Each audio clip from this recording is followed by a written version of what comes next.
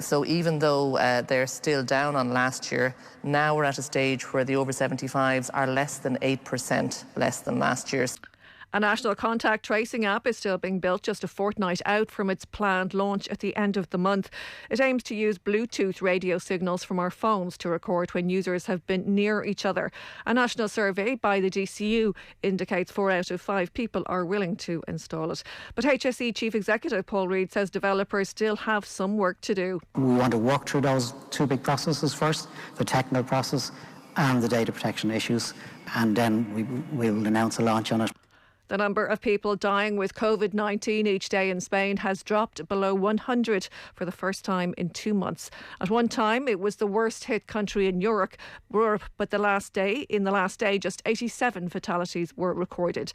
More than 27,500 people are now confirmed to have died with the virus there. That's your news update. It's just gone 2 minutes past 3.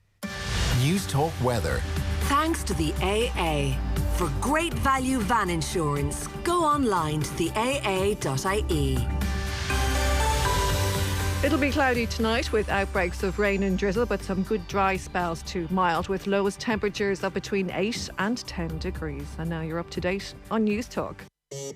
Football on Off the Ball. With Paddy Power, the greatest football partnership since Shearer and Owen. Now, you're very welcome back. I have to tell you, loads of great reaction when we told you this next man was coming on. People still have a huge amount of affection for the one and only Packie Bonner. We know about the Irish story, 80 caps, Euro 88, 2 World Cups, part of Mick McCarthy's coaching staff, technical director with the FAI for a time, technical advisor with UEFA now as well. And then the Celtic career is quite extraordinary as well. 642 appearances for Celtic across 17 years. 4 league titles in 1981, 1982, 1986, 1988. He says it's 3 Scottish Cups because he missed the final, but it's actually 4, so don't mind him. In 85, 89, 95 are his 3, and then a League Cup as well in 83 and 87. And we're thrilled he's with us. You're live on the line. Packie Bonner, good afternoon.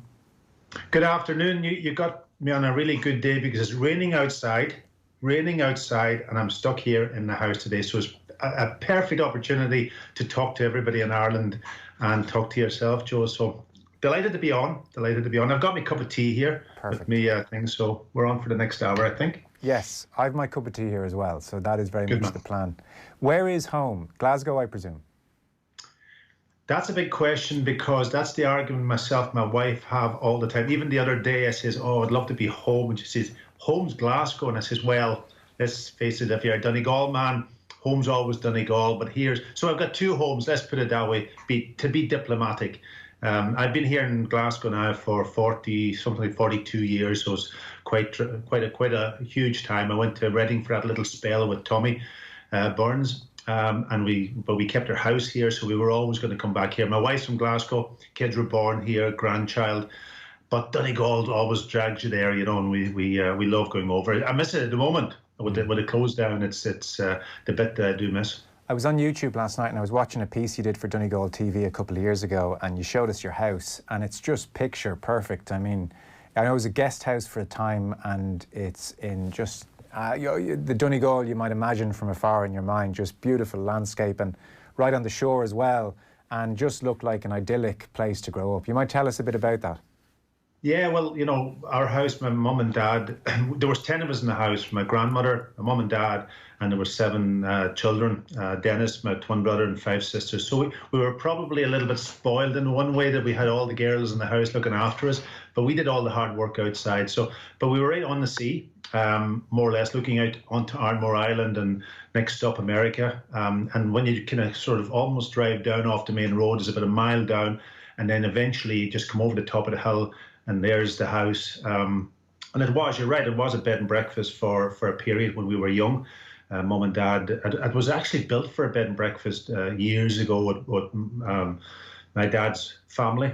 And then a few things happened and they stopped. But then later years, my mum and dad started it off again when we were teenagers. And it was wonderful because we had so many different people coming to the house from all from different, not so much different nationalities, foreigners, but we had Scottish people, we had a lot of people from Northern Ireland, people from Dublin, Catholic, Protestant, didn't really matter. And we probably became very good friends with many of them over the years. My dad was a great storyteller, and they used to come back, even when we stopped at the bed and breakfast, they used to come back and visit a lot.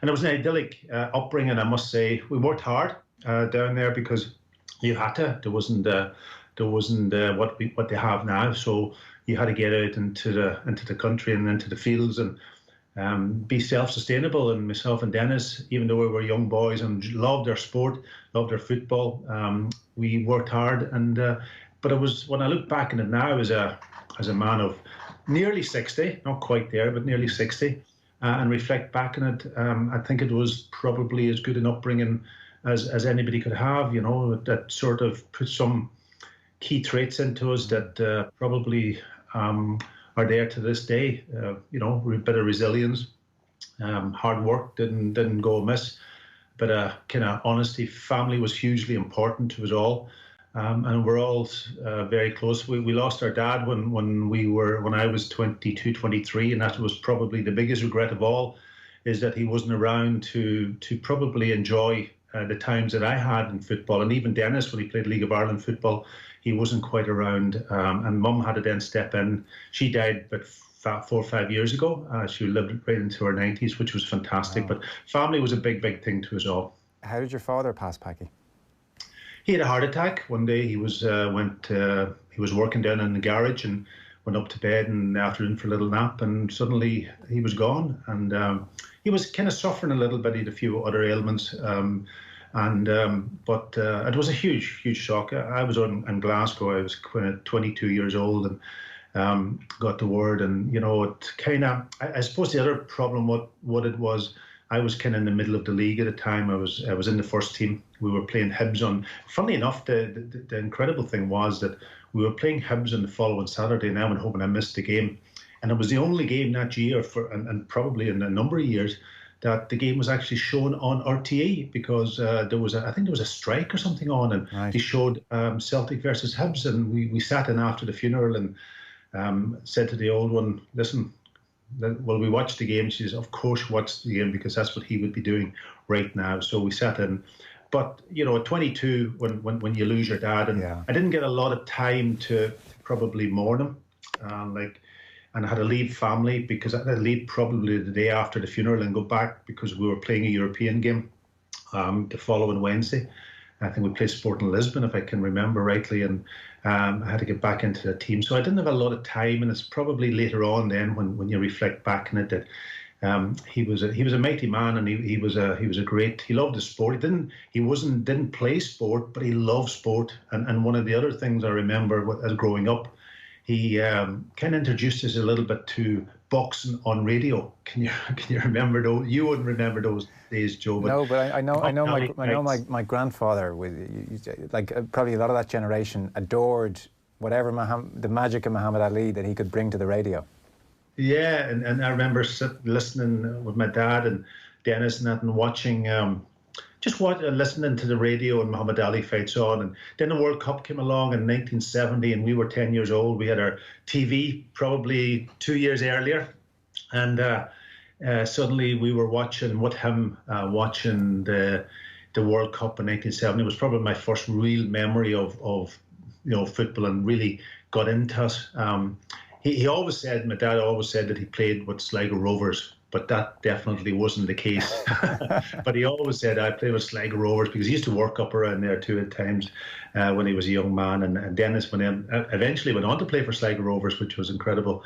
But no, he loved it. He loved the sport. And he would travel then with us when we played with Cage Rovers, a local team. Got into the team. We were 16, 17 when we got into a youth team, and then suddenly very quickly got into the first team, played Donegal League amateur football. And he would travel with a team, himself and another guy up the road who was the father of a few other boys, played in the same, and they would travel all over Donegal with us. So we absolutely loved it, and that. So we kind of, that's my regret, that he wasn't around, just to live those days. I can imagine him going to the World Cup, or I can imagine him in the Players' Lounge over at Celtic Park when I was in my heyday, you know. But anyway, not to worry, he was looking down on us. Yeah, I'm sure. Do you have that belief? Do you have a faith? Yeah, I always had a faith, still had a faith. I actually listened into Mass today, believe it or not, from Burton Port on live. It's something that probably when I was younger, I had a lot more faith, maybe only because I kind of used it a little bit in a selfish way, because, you know, I prayed a bit and went to Mass and did all the things that you probably did. And then when pressure came on, I kind of threw myself into it a little bit as something that would give me a little bit of help, and probably in a selfish way. And that maybe as I got older then and the pressure came off a little bit more, I probably wasn't as religious. But still, I love going to Mass. I love going there just to think and reflect on things, and that's probably, I wouldn't push it down anybody's throat, that's for sure. But certainly for me it was a solace. I want to come back to the youth in Donegal in a moment, but you're seeing as we've gone off on this tangent. Anyway, both my parents are still alive, thankfully, and touch wood for years to come as well. On special days when people have lost a parent, be it their wedding day or other days, it does seem like invariably it's tinged with a certain sadness, a certain regret. You know, these would have been great moments to share. When you save Timofte's penalty, when you do great things across your career, is it there? Is it in your mind on those days? Not really. I think he's always, when you go back home and you know, you're gonna. I'll tell you what I think of parents, and I know that a lot of people have lost family over this last while, and it's been a tough time, and they can't grieve the way that we normally grieve, and so on. But I think when you lose a mum or a dad, and you can almost have to grow up. You know, losing a dad at that point in time, both myself and Dennis probably had to grow up a little bit. We were the men in the family, the rest were girls, and my mum and so on.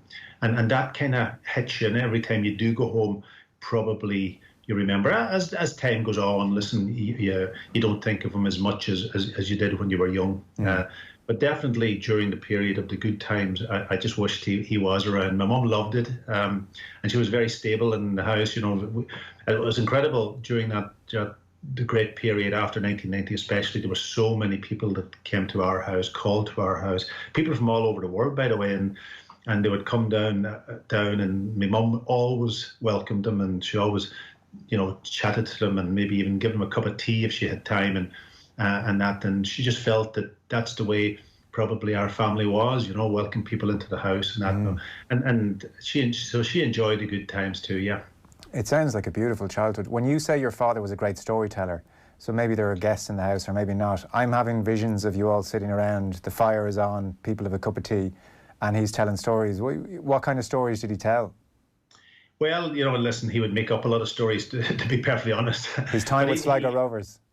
Yeah, absolutely. But no, he just had a way with him to capture that way. I suppose a lot of people in those days, during that time, that was their probably hobby to a point, you know, and would gather. And there's a great word down in Donegal called garnial. I don't know if it's throughout the country in those days, but people went to each other's house and visited and sat down and talked and that. And when they didn't have TVs and all that, and it sounds a bit mad going back to those days, but it's not that long ago, you know, it's 50 years ago, and times have changed dramatically. But that's kind of the way we were brought up. He would be in the house and people would come, and then suddenly he would be talking, and people loved it, you know. But he just had a natural ability. I don't have that ability. Dennis is much better at it than I. He makes up a few stories along the way to himself.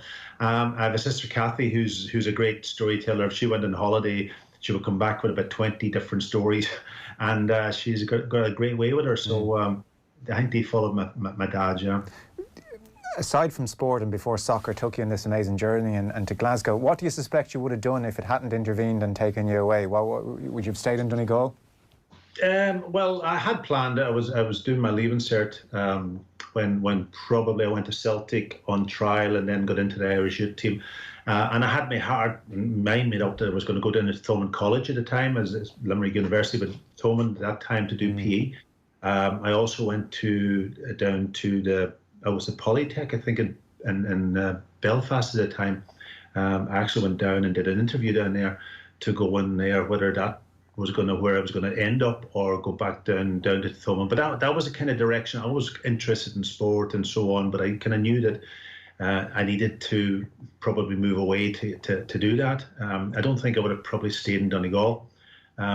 Just naturally, you would have to go to university, as most people do, and that so probably would have been on. I love sport, and I had a real kind of dream that I would be a professional player someday. Didn't really think that it would happen.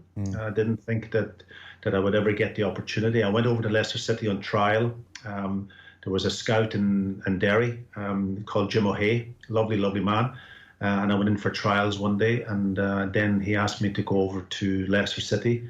And I went over and back for a couple of years, probably about a year and a half. John O'Neill, if you remember John O'Neill, he was over at the time. He was in Loughborough University, and we all stayed in a hostel together, and it was great. And Leicester City at that time had, Keith Weller and Burchill up front. I'm trying to think. It was who Peter Shilton had gone, and that, but. Mark Wallington was the goalkeeper actually, but it was great. It was giving me a little taste for what maybe professional football was like, but it didn't happen for me. They didn't sign me, and then I stepped away from that and went back to school, back thinking that get stuck in now, get a leaving cert, and then get off to Thomond College, and then the Celtic thing came about. Yeah.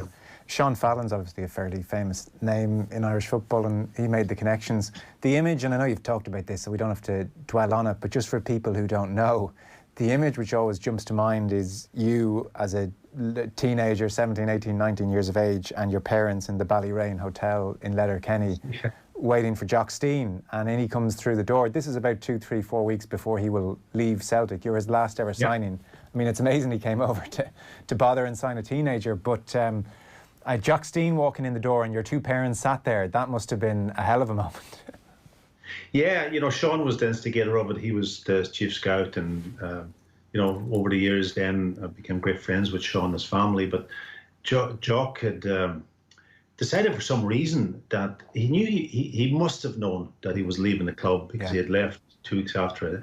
And for him to even bother or give up his time to come over to Donegal to sign Packie Bonner, who was an 18-year-old boy. I don't know really, he wasn't getting any money for it or anything of that nature. And for him to do that, considering that he was leaving the club, was a big break, because probably other people wouldn't have done it. So I think back in that moment as a turning moment in my life. But it was an incredible feeling, because Jock walked in, and Fran Fields, of course, his big buddy Finn Harps, was behind him. But as he walked into the room, I got the phone call to say that he was coming over. We travelled from home out about an hour, out to Letterkenny, out to the Ballyrain Hotel, my mum and dad. Actually, the manager of Cage Rovers and a couple of the other guys, they were in a different room for some reason at that moment in time. But Jock came in, and I can't even remember too much about the conversation. All I remember was signing. Offered me the contract, and it was £70 a week, something of that nature, and £1,000 sending off on fee. And he did say to me, he says, "Look after your parents with that £1,000." So I kind of gave my mum and dad about half of it, and I took half of it with myself to buy myself a new suit and so on, and that was it. And then I continued at school for another couple of months. Actually, that was May, early May, and then continued until we finished the exams, and off I went in July. But Jock Stein, he's historic in Celtic's history. Won the European Cup, had huge players, fantastic players under him. And for him to just even think about coming over to sign me, and me being his last signing, probably has gone down in a bit of history books also. Yeah. So I'm very proud of that, and I thank him very much for even thinking about that. Your idyllic upbringing in some ways, and very family-centric and almost self-sufficient and living off the land, and even just, people who grow up by the sea miss it massively when they move away. To go from all of that to the hustle and bustle of Glasgow and professional environment, what was that move like for you? I mean, where do you stay? How do you settle in? The first few months there, are they rocky, or do you love it from the start? No, I was lucky. Listen, I was very lucky that I had 2 aunts and uncles over there. I decided to stay with my dad's aunt my dad's sister, my aunt and her husband, and they had an older a son living in the house with them, and that. So I just stepped into that. I think my mum and dad was happy that I was going into that environment also, that there was somebody there to look after me. But it was huge going from a country background into a city background, and having to get used to catching the right bus and going into the city, and just I remember first couple of periods it was Sean Fallon that used to pick me up and drop me in to get me used to getting into Celtic Park, and he brought me straight into the first team dressing room. First day I went in there, and there was Danny McGrane and Tommy Burns and Roy Aitken and Pat Stanton and all of these, Paul Walsh, all of these famous Celtic players, and he's brought me straight in to introduce me to them. And there was only the reserves and the first team at that point in time. There was no youth set up or anything. The Celtic Boys Club was sort of a different entity. And you were training with the first team from day one. It wasn't a case where you were off in an academy or somewhere else training, so you were straight into it. So that helped. But I was homesick, definitely. At that time, there was no mobile phones. You phone. We didn't have a phone in the house, so I had to arrange times to phone my dad, and from a neighbour's house, and all of that. Letters was a big thing for me, writing to different people and them writing back to me. But I admit it now to this day that some nights I did cry myself to sleep, and it sounds a bit stupid, but no, not at all. I was 18 years old, and I was away from Dennis, and I was away from family and all that in the city, and so it was really, really homesick. I think if I wasn't in an academy setup, I think now about the young boys that's gone over at 15, 16 years old, and it must be really, really tough for them. And I know technology helps. And all of that, and parents are over and back, and that. Even then, there was no flights, you had to travel on the boat, all that kind of stuff. So it wasn't easy for family to come over and back, and that. But I would have found it tough if I wasn't in with the first team and training with the first team almost on a daily basis from day one. I think I would have found it really tough. Yeah, it seems like it was just the way it was for your generation going over. We'd Ronnie Whelan on about a month ago, and he said he was generally okay except for Sundays, because Sundays at home in Finglas, that was when everybody was around. It was Sunday dinner, family, neighbours. He said he used to sit in his digs in Liverpool on a Sunday and turn up the rebel music loud and cry. And it's terribly sad, but I guess it was not much way around it back then.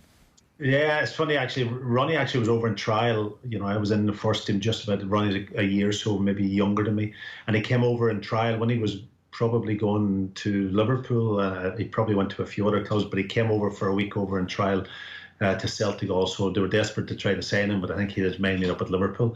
And I think he was right about Sunday. Sunday was always a difficult day, because you were wearing in the club and that. But I was very lucky that I had my aunts and uncles there, because I could go and visit them up and down, and we played cards and we did all the things that you might have did when you were back home too. So that was a help.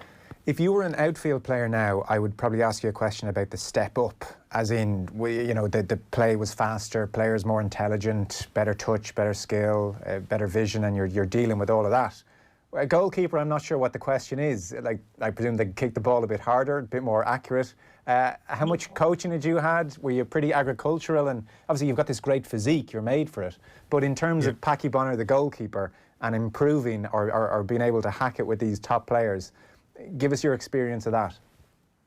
Yeah, I think I was lucky again a little bit, coming from where I came from, and I played Gaelic football too. Along with playing with Cage Rovers, I played with Ross's Rovers, and then got into Donegal. Actually, got into the Donegal senior team. I played about 4 or 5 games in the league alongside Dennis. Dennis played also. Did you? I didn't realise that. The Donegal seniors. Yeah, we played minor and then we played senior. Shannon O'Donnell was the manager at the time, and he brought the two of us in, and I played started off corner forward. My first game for Donegal was against Leitrim down in O'Donnell Park in Letterkenny, and we played Leitrim, and it was a league game. We were down Division 3 at the time, which probably that's maybe one of the reasons why we got our opportunity. There was actually a lad that broke his ankle that day for Leitrim. There was snow on the pitch, I always remember it, and he turned his ankle and broke his ankle. But anyway, I got into the team. Then I moved into midfield. Listen, I could catch the ball. I was one of those guys who could go up and catch the ball, no problem. And among people loved it, but I couldn't do much more with it. I had to give it to somebody else to go and do something with it. But getting in, and that time it was Martin Carney, who was living in Donegal at the time. There was Seamus Bonner, there was Brendan Dunleavy, there was Martin Griffin, there was all of Noel McCall was in goals, who was a Dunlow man. So getting in there, that was brilliant. So I was a big, strong boy, very thin, immature, probably going over straight out of KU, and within 6 months I got into the first team. But there was no coaching as such. I was lucky that Frank Connor was there. Frank Connor used to play in goal. He was in charge of reserves. He actually played with Derry City many years ago also, but Frank was kind of the coach, but it was probably not an out-and-out goalkeeper coach. He was more an outfield coach, but he almost took care of us a little bit. So he developed certain things. I had to improve my strength and all of those type of things. Stepping up, the one thing that Big Billy McNeil said to me, who was the manager at that point then when Jock left, said that the game is faster. They'll hit the ball quicker. You've got to be on your toes. You can't. So all of that stuck in my mind a little bit. But I was almost self-developed. Peter Latchford was the other goalkeeper, and the two of us used to train together, and we kind of just developed ourselves. There was no. If I look back on it, and I wish I had some of the sports science and some of the stuff that's going on now, even the analysis, looking at the faults and all that. I look back at some of the games. Some of the games are on just now on BBC over here in Scotland, and I work for BBC, and sometimes I cringe at some of the things that I was doing as a player. One of the faults I had actually, and maybe it was down to maybe playing Gaelic football a little bit. I used to jump early. When I went into maybe 2 or 3 people when I went in midfield, I would kind of very much go under the ball and jump early and try and catch it before anybody else was near me. And in soccer terms, that was a problem, because if a cross was coming in, I had this habit of catching the ball almost behind my head, if that makes sense. And that's not the thing you do in soccer. And I lost a few goals. I had to adapt then and change that. So trying to catch the ball in front more so. So there was a few things that I had to change and learn, but I had to work it out myself. And you work it out by playing, and I had to work it out by making mistakes, but also thinking about them. And I suppose that's one of the great things I had, was that I could self-analyze, and maybe something that maybe nowadays people tell people what's wrong rather than working it out for themselves. So in effect, I'm suspecting you spent a lot of time thinking about your technique and thinking about certain types of shots and what's the best way for me to stop them. You didn't have someone telling you which hand to lead with or whether to catch or punch. No, everything really was self-developed, and also, when I went into coaching later, and did the initial goalkeeping coaching, for example, which was very much introductory level, I could break everything down. I knew what foot that you should be jumping off to go left or go right. I knew diving techniques. I knew all of that, but I had almost had to break it down myself and learn from it, diving forward and just absolutely everything. So that was very much a self-analysis, self-taught, and just by the experience of doing was the thing that actually allowed me to learn, and that I think that was a good trait. To sum up Scotland in the 1980s, I mean, Alex Ferguson was doing his thing with Aberdeen, we should mention, and they won the league in 84 and 85. Rangers from 1989 onwards did their 9 in a row. Celtic finished second 5 times and, as I mentioned, won the league 4 times in 81, 82, 86 and 88. Was this thoroughly enjoyable in the main? Like, it's a cooker pressure, you've got the old firm thing. Does it feel like we hear it's a bit of a fishbowl at times to live in? In the main, were Celtic supporters happy with how the team were doing across? we're talking about a long time in your case, but say across the 80s, generally could you walk through the streets of Glasgow and people were saying, yeah, team's going pretty well, good job, or was it very, very pressurised? No, I think we were lucky that obviously Jock Stein had left, and Jock Stein left because the team went into a bit of a slump. And that was the pressure that was always under a manager, whether you had to win something almost every single year. Then Billy McNeil took over. John Clark was his assistant. They were the two, obviously coming out of the Lisbon Lions. There was the natural successors to Jock Stein and Sean Fallon and so on. And right away, they started to recapture the winning streak. You know, they won the cup, they won the league against Rangers 4-2. I was a young boy over the time. And then suddenly, even in my first 2 years, we won the league back to back. So we were now competing.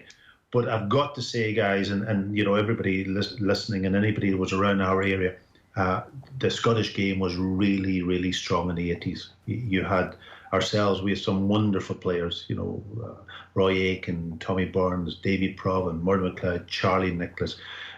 Great, great team. Danny McGrain, who had been out injured and coming back. Maybe the biggest weakness we had was more on the defensive side because we attacked. We were an attacking type team. But then when you look at what was up against us, you had Aberdeen under Alec Ferguson, who had wonderful, wonderful team with players like Wally Miller, Alan McLeish, Jim Layton, you know, Gordon Strachan, you know, Rugby left back, big strong man, Mark McGee coming in up front, you know, really, really, really going on winning the Cup Winners' Cup. And then you had Dundee United, who was again another great team under Jim McLean, who was a real tactician, a real tough type manager with David Neary, Paul Hegarty, Billy Dodd or Davy Dodds up front, real handful. Paul Sturrock, really good, getting to European finals and semi-finals, and probably very unlucky not to go on, beating Barcelona. Great teams. Rangers were probably the team that wasn't so strong in that particular time, even though we had to go out and beat them in every Old Firm game that we played. So the pressure was more on us. We could have won the league 5 years in a trot, no question about it. We lost a couple of crucial games to allow Dundee United, especially, I think, Dundee United coming down to Celtic Park and playing us in a crucial game near the end, and they beat us. And so we could have won it 5 times, but it was a real competitive, but it was such an enjoyable time. Yeah. When you're having success, you asked me the question about walking through Glasgow. I've never had any issues walking through Glasgow from anybody. Celtic fans were always supporting you, but if times weren't good in the 90s, which is a little bit more difficult, then you probably were getting a bit of stick. But in the 80s, it was just wonderful. And you know, we had great players to make it enjoyable inside the dressing room. It was the most enjoyable time I had as a player. I've seen the Old Firm games from maybe early to mid 90s on, and they look vitriolic. They're not. They do nothing for me. I don't like what they represent. What were they like to play in? What were they like in the 80s? Yeah, it was always, listen, you had to win the game. That was the first thing that was always in your mind. And as a goalkeeper, won the game without making a mistake. that was for sure, to allow the opposition to get the upper hand. So you were always under that bit of pressure going into them. As far as the crowd and all that sort of stuff that went on, we kind of as players switched off from that a little bit. As long as you won the game, then the next 4 or 5 weeks was fine. You could walk around Glasgow, you didn't bother. If you lost the game, then you stayed in your house for a while, just to let things calm down, because you got it from both sides then. But in general, we kind of switched off from it. But you're right to say, listen, it's never been an issue in my family, and my wife's brothers and her dad was a Rangers supporter, season ticket holder. When we married, he came to support me, traveled the world, watching Ireland. So our house has been very much, religion. Not all of that doesn't really come into it, whatever side. And I suppose the best way to deal with it is if you, whoever you support and get on with it, as long as you don't bring it home. So we had Rangers supporting father-in-law, supporting Ireland at World Cups, and cheering on Packie Bonner. That's the way it should be. It's good. Yeah, well, listen, he was brilliant because, I suppose he was having a hard time from his fellow Rangers supporters when they realised that I was going out with his daughter and then marrying his daughter. But in general terms, he came. My dad died, as I said earlier, and then he kind of stepped into the breach a little bit to say he was coming to support me, which is a big thing for any man to do. You know, it's not more go... so then as well, I think, than even now. Yeah, I think so, absolutely, because that time it wasn't a done thing, you know, and I remember him sitting up in the stand he was telling me at Rangers and having the issue that when we were just started to go out together, he couldn't admit to his friends or his people around about him that Packie Bonner was going out with his daughter. So when every time they were giving me absolute stick up in the stand, he would be standing up for me. But he couldn't admit that I was going out with his daughter, you know. It was only later then. But, you know, listen, he made that big step to come and support me, and he brought my son for years and years and so on. So and as I said, he travelled the world sport in Ireland too, and a good time. So I think it was... I look back on it now, and not every man would do it, to be perfectly honest. No, that's fantastic. We're taking a short break. There's questions coming in from listeners I want to put to you as well. Back in one moment with Packie Bonner. Football on Off the Ball. With Paddy Power, the greatest football partnership since Duff and Heskey. The Pat Kenny Show. On tomorrow's programme, Bob the Builder is back on site. How will all of that work out? The story of the perpetual motion machine on the Cooley Peninsula, remembering Ireland's first rock festivals, Brendan O'Brien of DCC on their plans for pedestrians and pedallers, as well as all the breaking news. The Pat Kenny Show. Thanks to spiritmotorgroup.ie. Tomorrow morning at 9. On News Talk. Afternoons are easy with InsureMyVan.ie, Ireland's low-cost van insurance specialist. Get your business back on the road with InsureMyVan's best price guarantee. For super savings, visit InsureMyVan.ie. City Financial Marketing Group Limited, trading as InsureMyVan.ie, is regulated by the Central Bank of Ireland.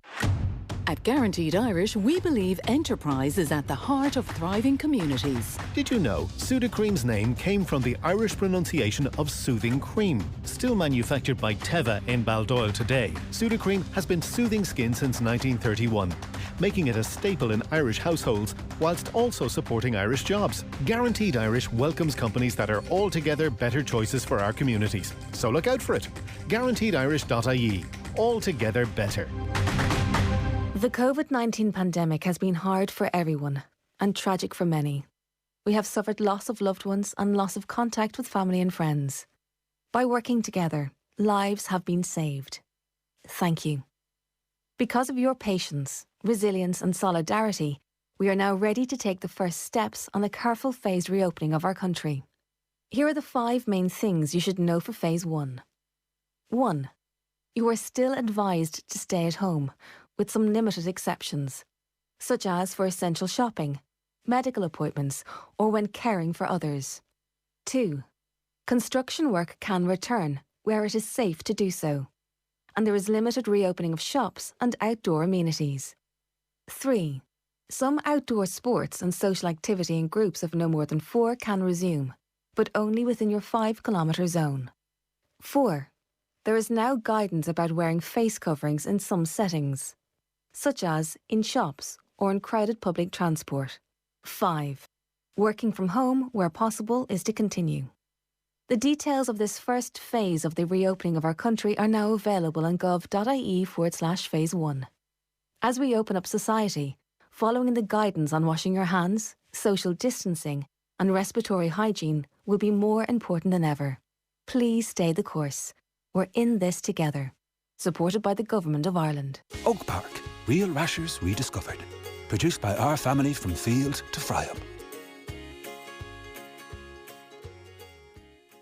Reading is an essential skill for all children, but for children who struggle with reading, spelling or dyslexia, help is also essential. At InterestedParents.com, our online video course can help parents understand why their child has difficulties with spelling, hesitant reading and poor comprehension. We also show you how to teach your child to overcome these difficulties. If you're a parent and you'd like to find out more, visit us at InterestedParents.com. Football on Off the Ball. With Paddy Power, the greatest football partnership since Duff and Heskey. Loads of texts coming in to say they're enjoying listening to you, Packie, and thanking you for all the years of enjoyment. And great to hear, Packie, without question, the man responsible for Ireland's greatest ever sporting moment. It is a mad thing, isn't it, that if we were to have a vote at any stage now, in the previous 30 years or in the next 30 years, what is Ireland's greatest sporting moment?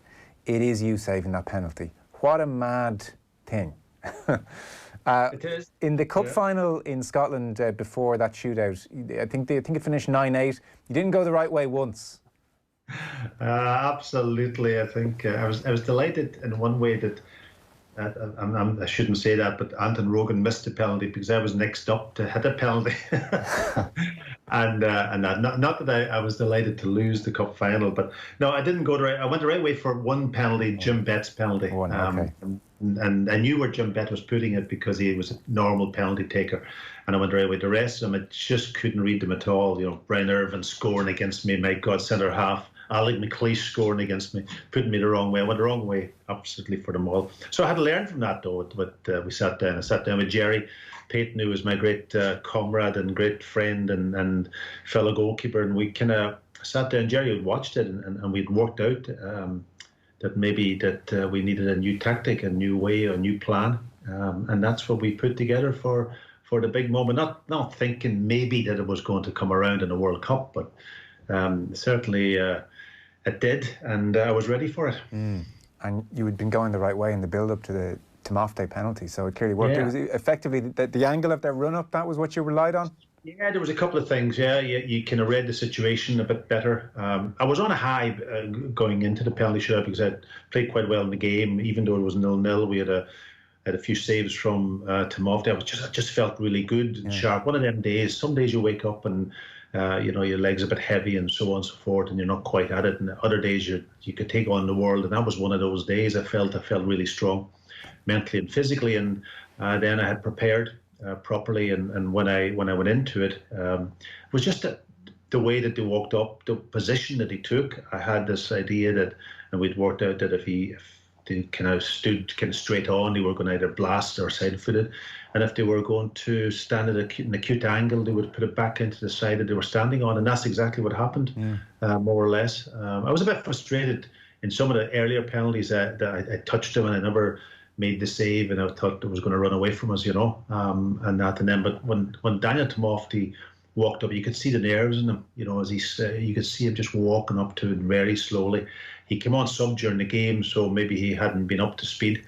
And the angle that he stood at, I was almost telepathic that I was going to go there. He just kind of, and it wasn't a great penalty, I've got to say. It wasn't a great pace, and it was about a yard off the ground, and it was a perfect penalty to save. And when you go the right way, and it's not in the corner, it's not really a hard shot, then you have a chance to save it, and that's what happened. But it was a moment that had changed my life. It was a moment that probably people remember to this day, the emotion around it. But what a lovely journey it was during that period, because it's 30 years now and people still remember it. And some people came to me years later and said, thanks very much for allowing me to make a connect with my own family, and people had their barbecues, they had their parties, they had kids who maybe were 6-7 years old out with their family. It's a bit probably, could I say it, and I hate to say it, maybe even what we're going through now, where people are in the house with their family,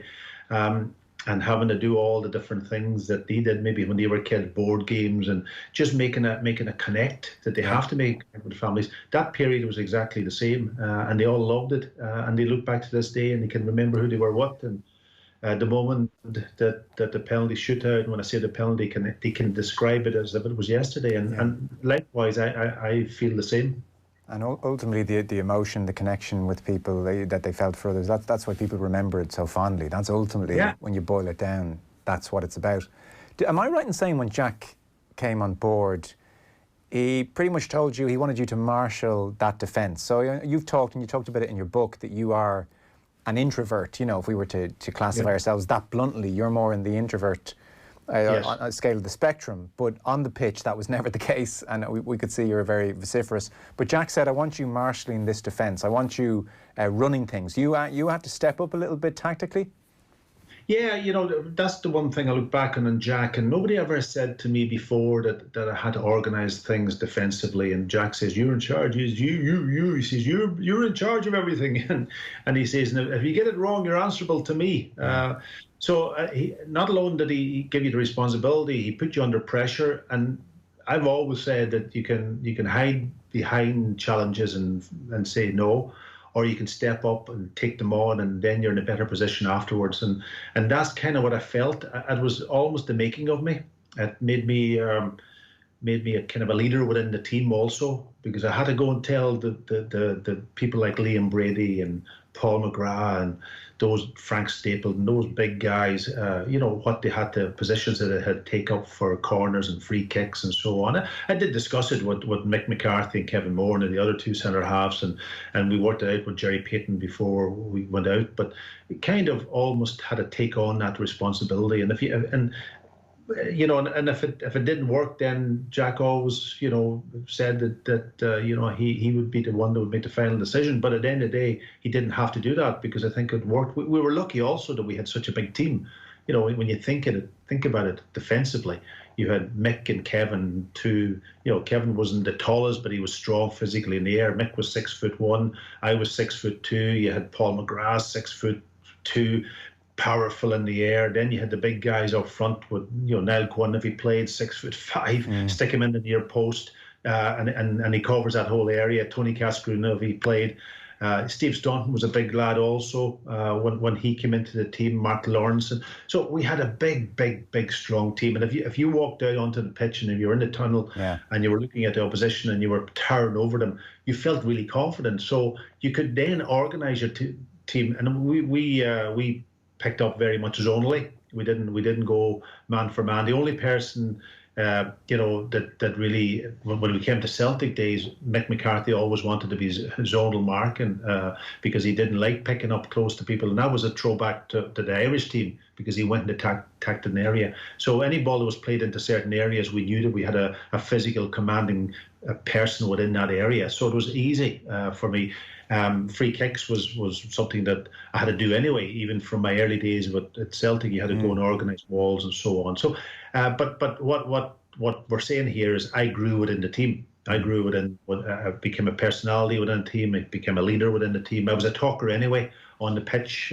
Even back to my KG Rovers days, I was a bit of a talker, an organiser, and that. But I think responsibility for any young man, given it from a person like Jack Charlton, who had won a World Cup, he always trusts you, and that came across.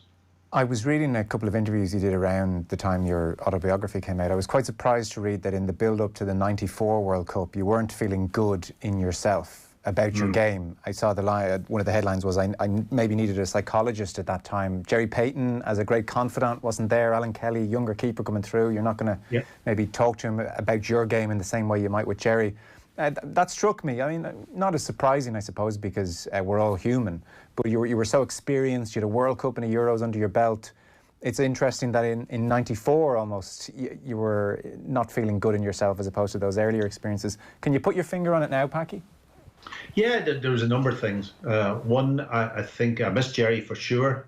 When that change comes, you become the main guy. Jerry was older than me, and he was very much like a coach, more so than a backup goalkeeper as such. And he went on to become a very good goalkeeper coach. Went to Japan, went to Arsenal. I was there for years and years.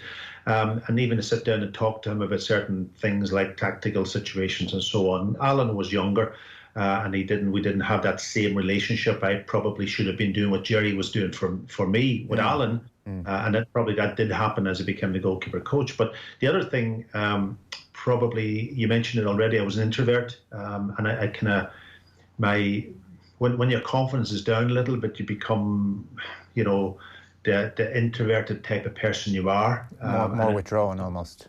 Yeah, it just affects maybe your confidence a little bit. You're not unsure of yourself slightly. So that was one thing. And then the third thing would have been when we trained, we were in Orlando as a build-up. And Orlando was just an incredible place. It was so warm. You went out, if we trained at sort of 11 o'clock in the morning, 10 o'clock in the morning, by the time you walked from the pavilion to the training ground, you were absolutely soaking in sweat. all of those type of things. Within 20 minutes, you were absolutely gone. You couldn't do much more. And because we didn't have a goalkeeper coach, also, we had to train ourselves, and that was difficult. I had to get in goals and do my bit, and then have to take the turn at serving with Alan, and that was really difficult. So I always had this thing in my head about preparation, and I was kind of a very organised type person, and I had to work. My mind was that I had to go through my own process. I had to go through a way of working. Probably an hour's work and would be probably what I needed. Then I was lucky if I was doing 20 minutes. Even though I was completely top level fitness, it just affected that confidence and that thinking upstairs. And I'm sure a lot of professionals, people within any sport can reflect on that also and think about it, that you need a routine, and that routine's broken and broken in a way that you feel that you're just not quite at it. And I think that's probably the biggest thing of all that affected me going into that '94 World Cup. How quickly do you park for instance, the Wim Jonk mistake? Clearly, not something you do routinely, clearly, across this magnificent career you had. And I think Holland would have won that game regardless, is the truth. But how quickly can you park something like that as a goalkeeper? And the other 10 players make numerous mistakes across a game, which we've all forgotten. Yeah, well, that's the hardest bit for all goalkeepers, is to try to get rid of that mistake as the game, especially if you're in the middle of a game, and that's not easy. That's something you can almost learn how to do over the years, and some young goalkeepers tend that, they can't do that, and they have to find a way of doing it. But for me, I was lucky. Listen, the mistake happened. Even to this day, people never reflect on that. They never talk too much about it. They almost look back to the '90 World Cup and the penalty save and all that, which is nice. I'm not complaining in any way, but it was a big moment, and that really got me down. And it was the last game in the tournament, which probably helped in one way. We were out, we were gone. The holidays were coming in. You had a bit of time to recover. And my international career was winding down, so it wasn't the start of my international career. And all of that helped. I was getting into more coaching at that point in time. Anyway, I was going back with Tommy Burns. After that, to Celtic, he had returned and asked me to come back with him, and to continue to play, but more so into the coaching side. So I was kind of coming to the end of my career when that happened. So that helped, to be perfectly honest. But it took me a while, I must admit, to get over it. Yeah, it is the curse of the goalkeeper, those mistakes, as opposed to any other position. The other point. The other point on that is that as a goalkeeper, and all young goalkeepers listening maybe today will reflect on this, that you have to have a middle ground. You can't get too high when things are going well for you, and you can't go too low when you're down there and you're making mistakes. You've got to have that sort of middle ground, and you've got to find a way to sort of get rid of those mistakes. Think about them, learn from them, but actually park them somewhere and then fill the gap with something more positive. The good news in this interview is it's been thoroughly enjoyable. The bad news is I still wanted to talk to you about everything from the back pass rule going in '92 to your memories of even the '02 World Cup, to your work with UEFA now, like the goalkeeping position. We could do an hour on and how that's changed. There have been 5 or 6 other things, but we're not going to have time to do it, which is always a good sign in a way. One thing to finish on, because I did see that the FAI has undergone massive changes, and you would have been involved for a long time, and then things ended, and you didn't talk about it for a long time, and there was definitely the sense there was hurt there. Did I see recently you were the guest of the FAI at a game? Has whatever wrongs happened there, have they been made right, or are things better there now, Packie? No, listen, I had a wonderful time when I was in the FAI initially. When I went in as technical director, listen, I've continued in football all my life. And to take on a role within the FAI, a substantial role, I must say. And there were fantastic people there. I had great staff, great friends. I made people. I travelled around the whole of Ireland. I went to places that I didn't know existed, or didn't probably get the opportunity when I played, or used to go to Donegal all the time on my holidays. So I went all over Ireland, met brilliant people who were really into developing the game. Our big focus at the start was participation, which we did. We had to change the whole coach education pathway, which we did. and just good people around. There was always a an issue where you had to discuss with people and try to get them to change. Change is not easy in any shape or form, especially if you've been doing things for 30, 40 years and you've got to now change around a little bit. But it was a concerted effort. It wasn't just myself. We grew our staff from 25 people when I took it over from Brian, and Brian had brought in some great people and had done a really good job. I was very lucky at that point in time that we had gone through a process of developing a technical development plan, which I had to finish off with the great Pat Duffy, who's no longer with us, and Richard Fahey and the rest of the staff. And so I had to refocus for about 4 or 5 years. Things changed. Things changed when the stadium came on board and when the whole downturn came. And, people talk to me about John Delaney and so on and so forth. John supported very much at the start of what we were doing, but his focus also changed. And I don't want to go into John too much. He was a difficult guy to get on side and get to work with. But we all know the history of it now without even going into that detail. What's happening now is change, and I just feel that change had to happen, and it had to happen for the right reasons, I just feel that, are we going in the right direction now? Time will tell. I hope we are. I really, really hope we are, because I've always said it, that the FAI doesn't belong to one person.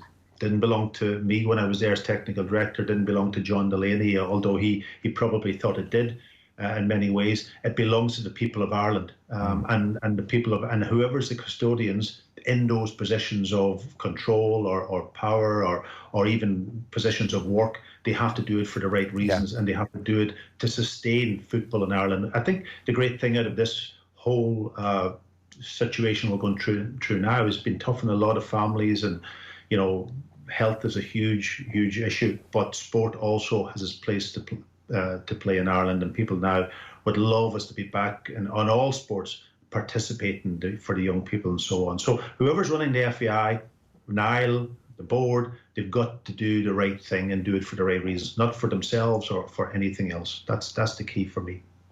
Well, listen, on that note, thanks so much for giving us the last hour of your time. Like I said, we can do a part 2 down the line. Loads of things to talk to you about. Yeah, I'd love to, actually. I'd love to talk to you a little bit more about what I'm doing now.